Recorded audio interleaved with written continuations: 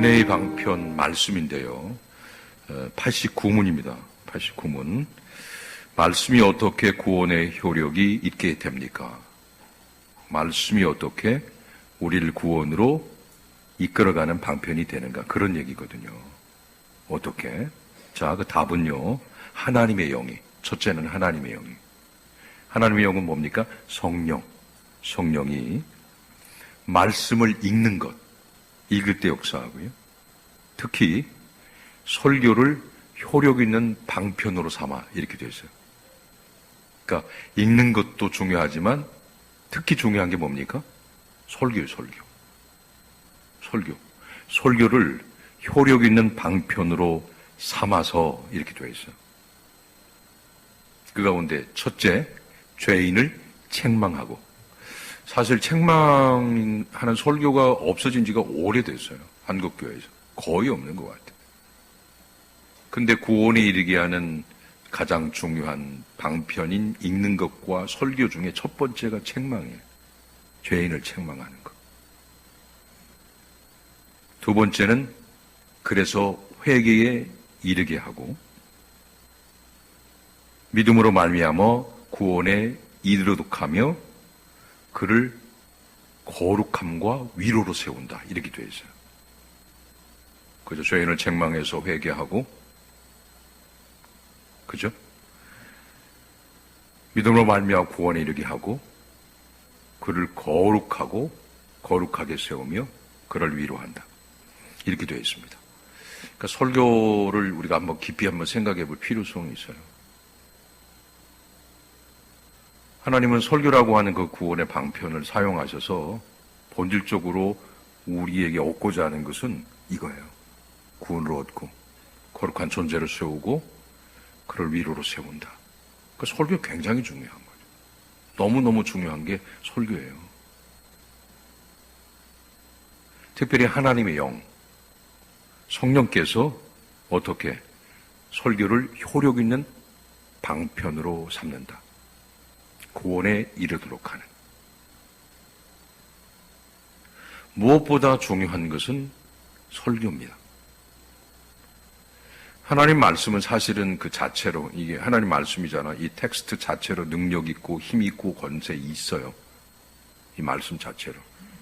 해석되지 않아도. 그러나 그럼에도 불구하고 설교라고 하는 방편을 통해서 하나님께서 자연인 또는 무지한 자들과 또 하나님 말씀을 잘 이해하지 못하는 사람들을 구원에 이르도록 하는데 사용되는 그 방편이 설교라는 것. 그럼 왜 설교가 그렇게 중요할까요? 이 텍스트가 그냥 권세 있고 힘 있고 능력이 있는데 왜 설교가 훨씬 더 무성도들을 구원에 이르도록 하는 효력 있는 방편이 될까요? 왜 그렇다고 생각하십니까? 왜 그럴까요? 해석됐기 때문에 그렇습니다. 해석됐다. 성경은 사실은 어려운 부분이 많이 있습니다. 그래서 읽을 때 확 들어오지 않을 때가 있지만 설교는 해석됐습니다. 해석돼 있다. 여러분 잘 아는 것처럼 마태복음, 마가복음, 누가복음, 요한복음을 사복음서 그러잖아요. 예수님의 생애와 그의 사역과 그의 죽으심과 부활이 기록된 복음서라고 하는데 그 중에 마태와 마가와 누가를 공관복음이라고 하죠. 그죠? 그 요한은 공관복음이 아니에요. 요한복음은. 그죠? 공관복음의 뜻이 뭡니까? 공통된 관점으로 기록되어 있다. 그 요한은 뭐 달라요? 좀 달라요. 요한복음은 해석된 복음서예요. 해석된 복음서. 거기는 해석이 되어 있어요. 오병이의 의미가 무엇인지 이렇게 쭉 해석이 되어 있어요. 새신자들이 교회에 와서 제일 먼저 읽어야 될 성경이 요한복음이에요. 요한복음. 잠언을 읽는 게 아니에요. 사람들은 잠언이 뭐 보증 쓰지 말아라 뭐 여러 가지 인간에 대한 교훈들이 많이 있으니까 교훈서니까 그걸 읽으려고 하는데 그걸 읽는 게 아니라 복음서 요한복음을 읽는 겁니다. 해석된 복음서. 설교가 중요한 구원의 방표인 이유는 해석된 내용을 담고 있기 때문에. 그래서 중요해요.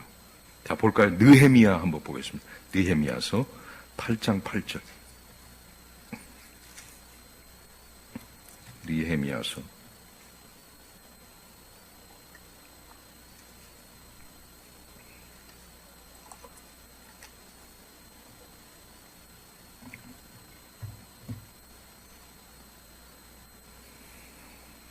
8장 8절입니다.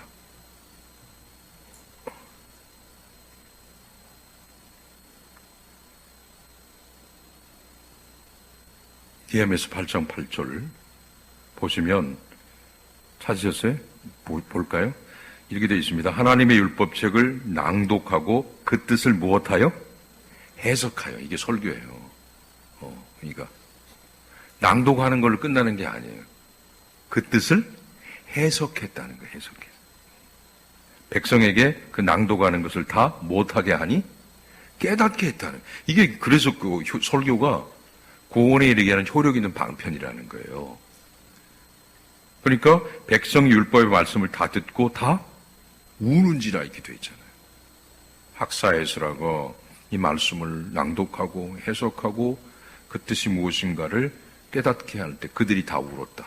아, 설교가 그래서 구원에 이르게 하는 효력 있는 방편이구나 라고 하는 것을 이 본문을 통해서 우리가 알 수 있는 것이죠. 그래서 설교가 중요합니다. 그 말씀을 다 듣고 그들이 회개하잖아요. 사람을 진정한 회개, 생명에 이르는 회개로 이끌어가는 것은 하나님 말씀 밖에는 없어요. 그래서 하나님 말씀이 중요해요. 하나님 말씀이 중요하다. 그렇다면 하나님 말씀이 이렇게 사람을 회개케 하고 또 구원에 이르게 하고 거룩하게 하며 위로로 세우도록 하는 중요한 방편이라는 그런 관점으로 설교를 우리가 이해할 때 제일 중요한 게 뭘까요? 설교가 그만큼 중요할 때 그럼 설교에 있어서 가장 중요한 건 뭘까요? 해석이라는 단어가 나오잖아요. 그럼 이 단어에 관련해서 제일 중요한 게 뭘까요? 어떤 해석? 바른 해석이 바른 해석. 설교를 읽어놓고 딴 얘기하면 그건 바른 해석이 아니에요. 뭐 그런 게 한두 개가 아니니까 뭐 이건 쭉 읽어요. 항상 예배를 드릴 때 보면 꼭 성경 봉독은 하거든요. 근데 설교할 때는 딴 얘기를 해요. 제일 안타까운 건 전 그겁니다. 왜 저렇게 할까? 성경을 읽었으면 성경을 어떻게 해야 돼요? 바르게 해석해야죠. 근데 다른 얘기를 꼭 해요. 간증을 한다든지 뭐 선교 갔다 온 얘기를 한다든지 건축한 얘기를 한다든지 그리고 끝을 내. 은혜 받았다. 이게 은혜가 아니에요. 이거는.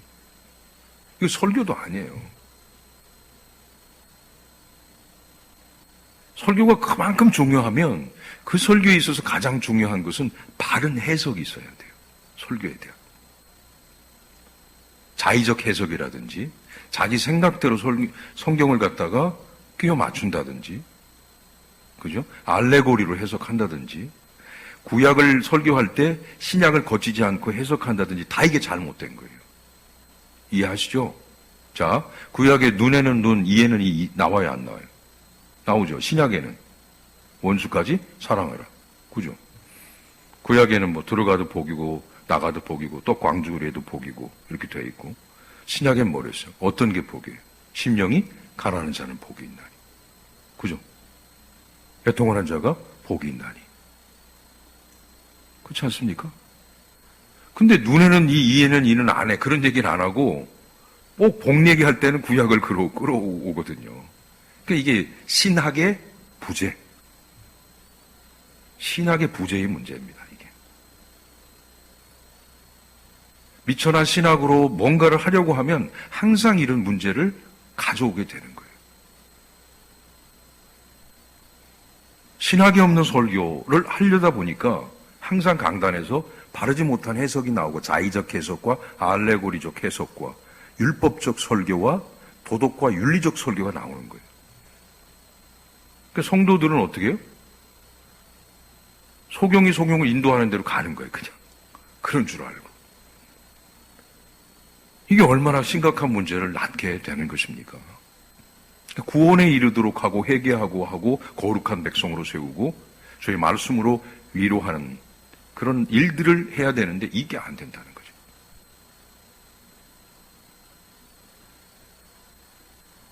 참 이게 너무나 안타까운 문제고, 그러므로 바른 해석을 통해서 두 번째는 중요한 게 뭘까요? 가감 없이 설교해야 한다. 가감 없이.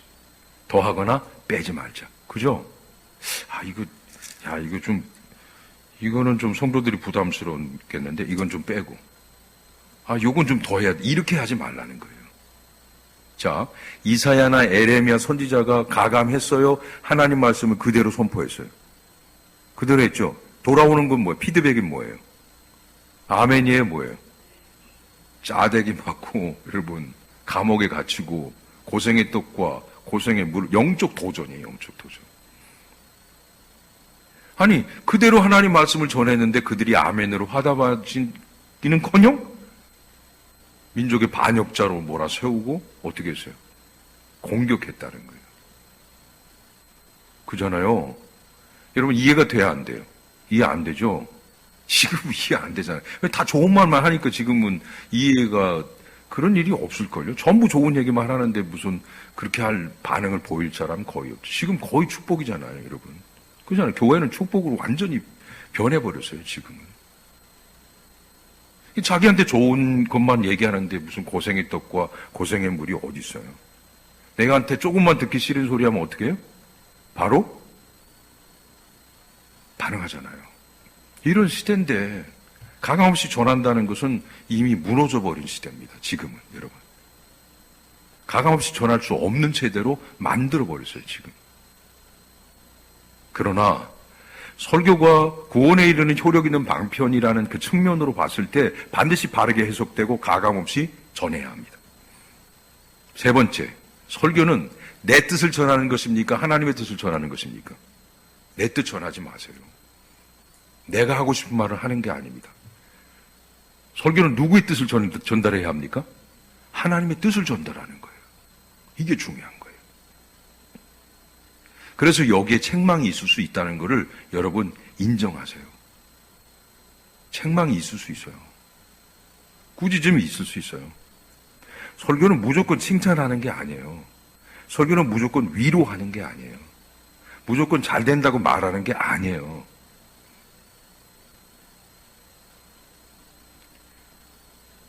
그러므로 무조건 칭찬과 위로와 그냥 좋은 소리를 듣기 위해서 그 자리에 앉아있는 사람은 영적으로 성장할 수가 없어요. 성장이 안 돼요, 이 사람은. 설교는 반드시 죄인에 대한 책망이 있어야 하고 꾸짖음이 있어야 하고 회개로 촉구해야 합니다. 날카로운 비수처럼 그 말씀을 가지고 선포함으로 그 말씀 앞에 두려워 떠는, 아까 찬양했던 것처럼 그 말씀에 두려워 떠는 자. 이런 역사가 있어야 돼요. 폐역한 시대 가운데 하나님의 올바른 선지자들은 항상 회개의 메시지를 선포했어요. 이사야, 회개하라. 회개하셔야 합니다. 에레미야, 회개하셔야 합니다. 그죠? 세례요한이 전한 메시지는 뭐예요? 축복이에요? 아니에요. 회개하라. 천국이 가까웠다는 거였어요. 예수님 뭐 전하셨어요? 회개하라. 천국이 가까이 왔느니라. 오늘은 전부 만사형통. 그냥 우리나라 교회는 전부 만사형통이에요. 지금 그거밖에 없어요. 여기 무슨 자아성찰, 자기 부인, 예수님 닮아가면 이거는 없어요. 있을 수가 없어요. 이런 교회에. 나한테 조금만 듣기 싫은 소리 해도 뛰쳐나가 버리니까 이거는 할 수가 없는 그런 형국으로 교회가 만들어져 있어요. 지금 그렇게 돼버렸어요. 그러니까 진짜 제자를 만들어낼 수 없어요. 교회에서. 따라서 설교는 인간이 듣기 좋은 말을 하는 게 아닙니다. 여러분.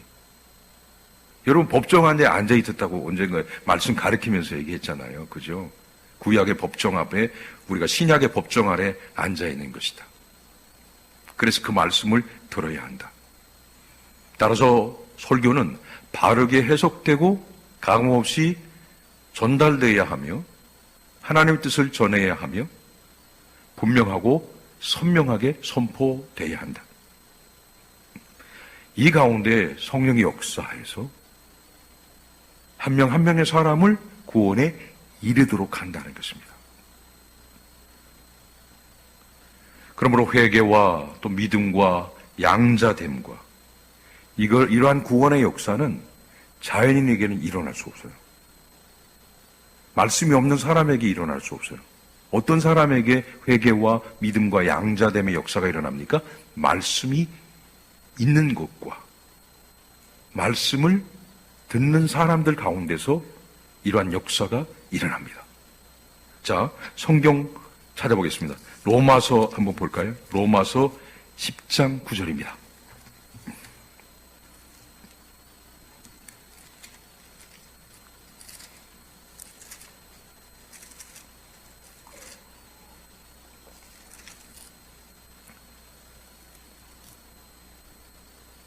(10장 17절입니다) 로마서 10장 17절.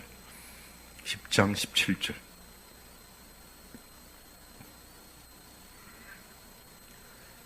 그럼 우리가 잘 아는 말씀이지만, 그러므로 믿음은 들음에서 나며 들음은 그리스도의 말씀으로 말미암는다.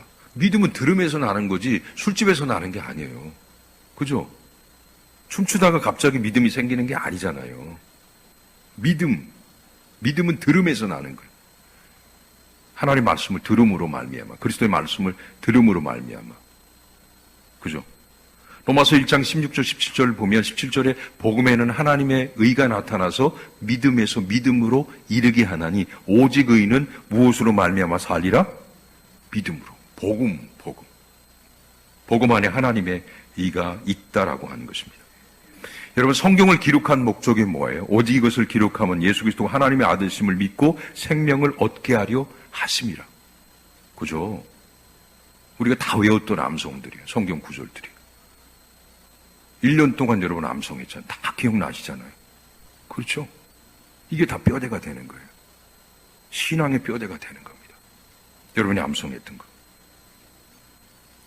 따라서 하나님의 온전한 말씀을 잘 듣고 여러분이 그 말씀에 귀를 기울이면 여러분은 반드시 생명에 이르는 회개와 구원에 이르는 하나님의 백성이 되고요.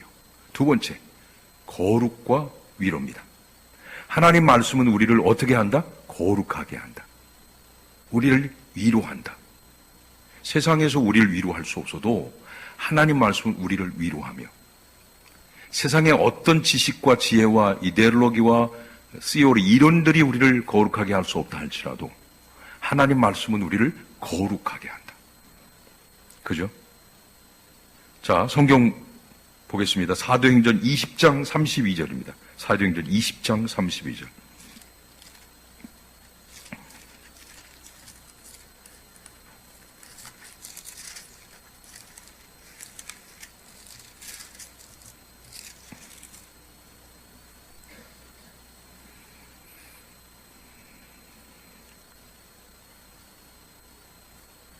보십시오. 사도행전 20장 32절 보세요. 지금 내가 여러분을 주와 및 그 은혜의 말씀에 부탁하노니 그 말씀이 여러분을 능히 어떻게 하자? 든든히 세워요. 말씀이 여러분을 세웁니다. 거룩하게 하심을 입은 모든 자 가운데 기업이 있게 하려 하신다. 그 말씀이. 그러니까 청년회를 세우는 것은 말씀이에요. 말씀. 여전도회를 세우는 것은 그냥 아무리 여러분이 서로 인간관계가 좋아가지고 돼지고기 갈비를 먹으러 다니고 커피를 마시고 다니고 어쩌고 해도 그게 여러분을 세울 수가 없어요. 안 돼요. 인간을 세울 수 없어요. 조직을 세울 수 없어요. 전도회를 세울 수 없어요. 교회를 세울 수 없어요. 교회를 세우고 전도회를 세우고 구역을 세우고 청년회를 세우고 남전도회를 세우는 것은 무엇밖에 없어요? 그러니까 아무리 여러분 원래 해도 그 원래가 여러분을 세우는 게 아니라고요. 원래 하면 여러분이 막 세워져요? 네, 세워져요? 근데 그걸로 하는 게 아니에요. 남조회든 여전도회든 청년회든 뭐든 간에 그 조직을 세우려면 무엇이 있어야 합니까? 그럼 말씀이 있는지 한번 보세요. 우리 조직에 말씀이 있는지, 말씀의 리더가 있는지 한번 봐요. 여러분 조직에 말씀의 리더가 있어요?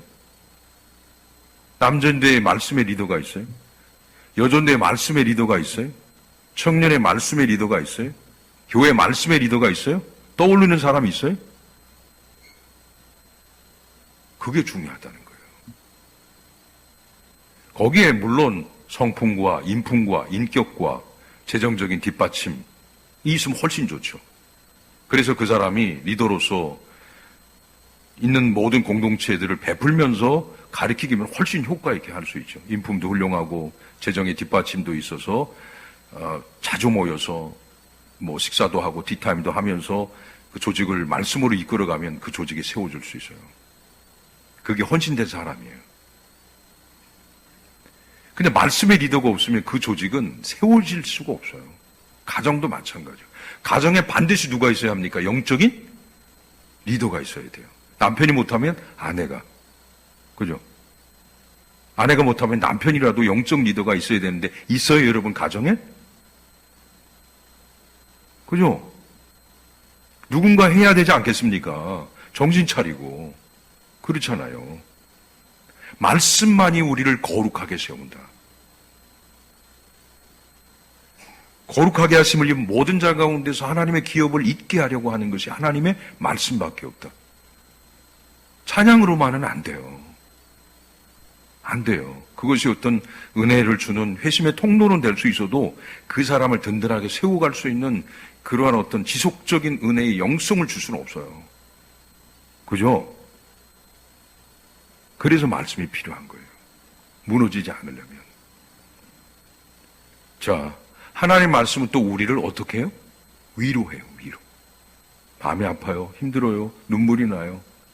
마음이 찢어지는 것 같아요. 근데 하나님 말씀이 우리를 위로합니다. 로마서 15장 4절 보겠습니다. 로마서 15장 4절.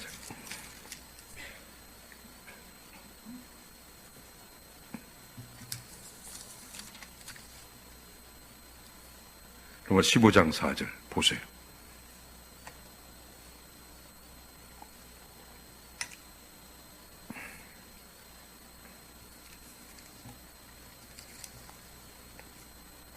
무엇이든지 전에 기록된 바는 우리의 교훈을 위하여 기록된 것이니 우리로 하여금 인내로 또는 성경의 위로로 소망을 가지게 함이니라. 그렇게 되어 있어요. 우리 인내하게 하고 위로의 소망을 갖게 합니다. 참된 소망을 우리에게 제시해주고 그 소망을 통해서 현재를 이기게 하는 힘을 주는 것이 하나님의 말씀인 줄 믿으시길 바랍니다. 와, 그러니까 이게 얼마나 중요해요. 모든 조직은 항상 말씀을 가르쳐야 돼요. 그래서 사람은 항상 두 조직에 속해 있어야 되는데 가르침을 받는 조직과 가르치는 조직에 속해 있어야만 영적으로 자랄 수 있어요. 그래서 여러분 중에 그러한 두 가지 조직에 다 속해 있다면 여러분은 행복한 사람이에요. 받기만 하면 안 돼요. 반드시 가르쳐야 돼요. 왜? 가르침을 통해서 굉장히 해산의 고통을 겪게 돼요. 여러분이. 그거를 경험해보지 못한 사람은 한 명의 영혼에 대한 마음을 알지 못해요. 왜? 배우기만 하는 사람은 그냥 늘 들으니까 그런 줄을 아는 거예요. 성장을 못해. 가르쳐 봐야 성장을 해. 자, 여기 리더들이 있지만 여러분 한 명의 영혼을 그리스도께로 아주 매우 쉬운 일입니까? 어떻게 생각해요? 어려운 일이에요. 어려운 일이에요. 영혼을 그리스도께로 인도한다는 것은 어려운 일이에요. 그러므로 다시 한번 여러분 말씀을 통해서 여러분 스스로 세우고 그 말씀을 깊이 묵상해서 어떻게 해야 돼요? 사람들에게 위로를 줄 수 있는, 위로의 메시지를 전할 수 있는 그런 영적 리더가 돼야 한다. 이렇게 말씀이 중요한데 그러면 어떻게 여러분 읽고 들어야지만 이런 효과 있는 역사가 나타날까요? 어떻게 할까요? 첫째, 그 말씀이 우리 안에 역사하고 구원에 이르는 효력인 방편이 되기 위해서 가장 중요한 첫 번째는 부지런함입니다. 부지런함. 두 번째, 준비. 세 번째, 기도. 네 번째, 말씀의 주의를 기울이고. 다섯 번째, 믿음과 사랑으로 그 말씀을 받고. 여섯 번째, 그 말씀을 우리의 마음에 두고. 일곱 번째, 우리의 삶에서 실천해야 한다. 이렇게 되어 있어요. 먼저 부지런함이죠. 부지런함. 여러분 성실하십니까? 그러니까 그냥 성품을 얘기하는 거예요. 성품을 뭐 영적인 일이냐 육적인 일이냐 그런 걸 떠나서 여러분 성실하십니까? 성실하지 않으십니까? 자 그렇게 물으면 너 아무도 얘기하니까 나 성실하다. 다 게으른 사람들이 여긴. 나 게으르다.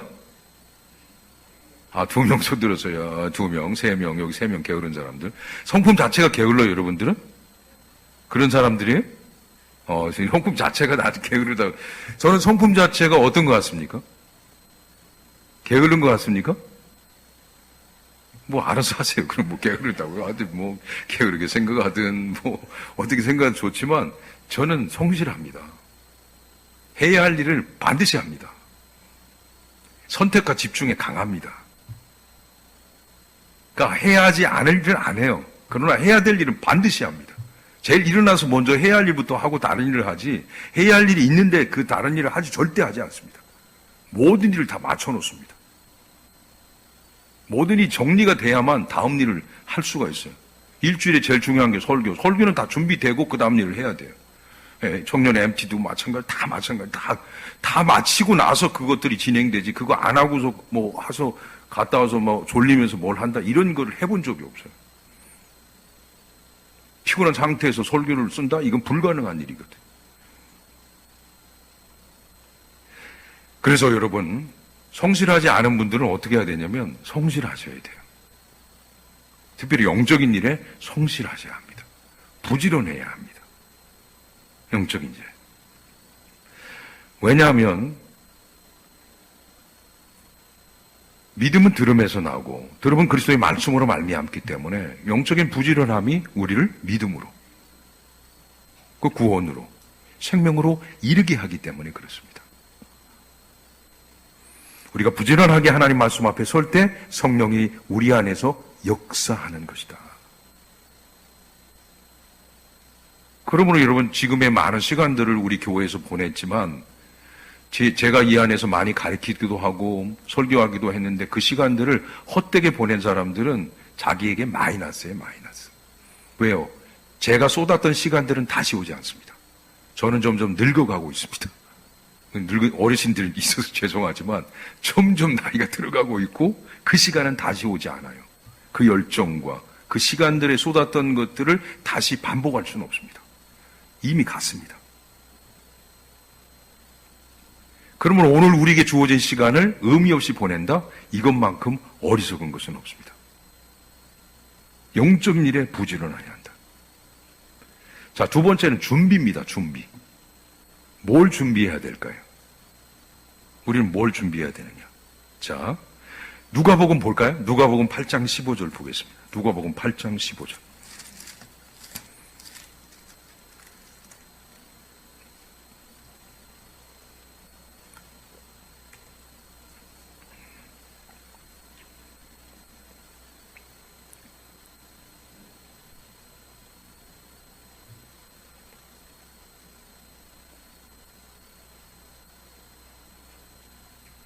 팔 8장 15절 같이 한번 읽어보겠습니다. 좋은 땅에 있다는 것은 착하고 좋은 마음으로 말씀을 듣고 지키어 인내로 결실하는 자. 뭘 준비해? 착하고 좋은 마음이에요. 왜냐하면 설교 중에서 나쁜 얘기하는 것은 하나도 없어요. 여러분에게 하는 얘기 중 하나님의 뜻을 전달하는 거기 때문에 책망이든 꾸지람이든 어떤 것든 다 여러분을 위해서 하나님 말씀하는 거기 때문에 반감을 가지시면 안 돼요. 착하고 어떤 마음? 좋은 마음, 착하고 좋은 마음. 말씀을 듣고 지키어 인내로 결실하는 준비. 완악하고 완고하고 부정적인 생각으로 앉아서 있으면 그 영혼이 어떻게? 영적으로 자라갈 수 있는, 다른 교회가 더 안 돼요, 그 사람은. 왜냐하면 자기에게 뭔가 걸리는 게 하나 있으면 또 거기에 마음을 닫고 그렇게 앉아있을 거거든, 그 사람은. 수백 개의 교회, 수천 개의 교회를 가도 안 돼요, 그 사람은. 항상 교만한 자세로 앉아있는 사람은 절대로 영적 성장을 할 수가 없어요. 좋은 열매 맺을 수가 없어요, 그 사람은. 연한 순같이 부드러운 마음으로 하나님 말씀을 들어야 되는데 그렇지 않은 사람은 안 됩니다. 자기가 원하는 교회는 세상에 없어요.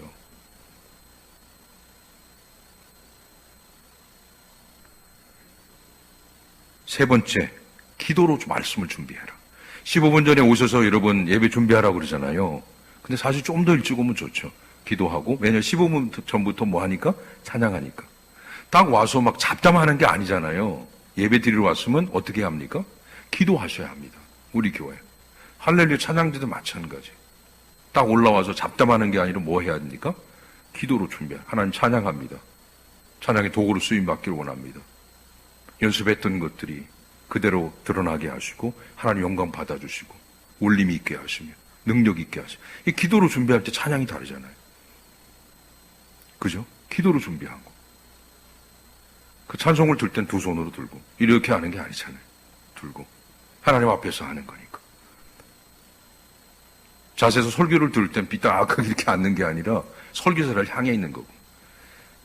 신앙교회는 항상 그런 것부터 훈련시켜요. 딱 저도 뭐 수요예배 때 설교자 아닐 때는 서서 했으니까, 찬양 때 서서 했으니까 자세는 반드시 설교자를 향해서 몸을 틀어서 앉으라. 집중해서 설교자를 보고 있어라. 이런 것들. 두 손으로 화장실 갈 때는 가운을 벗고 가고, 올라갈 때는 잡담하지 말고 줄지어서 들어가고, 뭐 이런 것들. 근데 우리 교회에서 뭐 한 번도 그런 얘기 한 적이 없어요, 제가. 제가 뭐 아무것도 모르기 때문에 아무것도 안 하는 게 아닙니다. 다 알고 있어요. 다 알고 있습니다. 안 하는 겁니다. 할 수 있는 그런 것들이 안 된다고 제가 판단하기 때문에, 또 어떤 일을 하고 싶어도 안 된다고 판단하기 때문에 드라이브를 걸 수가 없는 상황이죠, 이렇게. 그런 것들. 세 번째는 뭡니까? 기도입니다, 기도. 네 번째는 믿음과 사랑으로 그 말씀을 받아야 한다. 믿음과 사랑으로 그 말씀을 받아야 한다. 자, 히브리서 4장 2절 볼까요? 히브리서 4장 2절. 4장 2절. 보세요.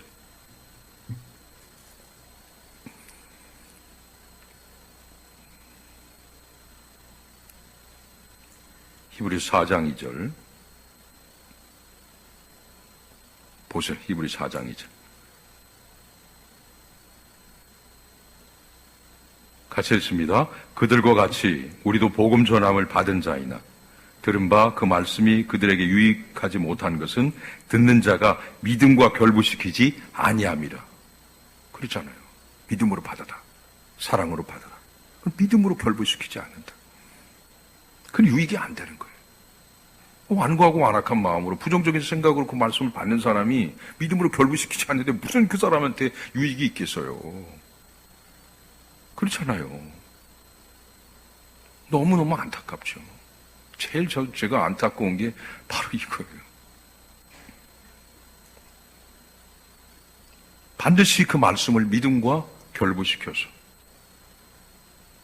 그대로 그 말씀대로 살아갈 때 그 말씀이 유익이 된다.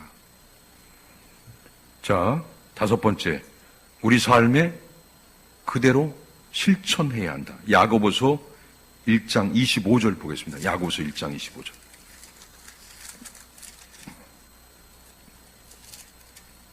야고보서 1장 25절.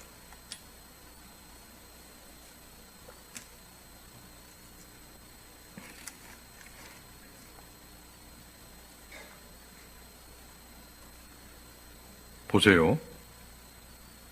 자유롭게 하는 온전한 율법을 들여다보고 있는 자는 듣고 잊어버리는 자가 아니요 실천하는 자니 이 사람은 그 행하는 일에 복을 받으리라. 그걸 보고 그냥 뭐 내 얼굴이 더러워졌네 하고 돌아서는 자가 아니라 닦아야죠.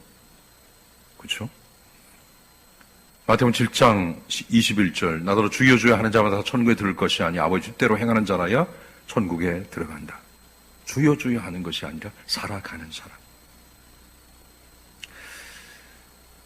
하나님께서는 우리를 사랑하사 구원에 이르게 하게 있는 중요한 효력의 방편으로 설교를 주셨고 말씀을 주셨습니다. 그래서 하나님의 영은 뭘 통해 역사한다? 설교를 통해 역사한다. 설교를 통해 역사한다. 설교의 방향성은 수를 늘리려고 하는 게 아니에요. 반드시 어떻게? 구원에 이르도록 설교해야 돼요. 어떻게 하면 사람 수가 늘어날까? 어떻게 하면 사람들이 좋아할까? 어떻게 하면 사람들이 웃고 갈까? 이런 거를 위해 설교하는 게 아니에요. 반드시 그들을 구원에 이르게 하도록 설교하셔야 합니다. 설교해야 합니다.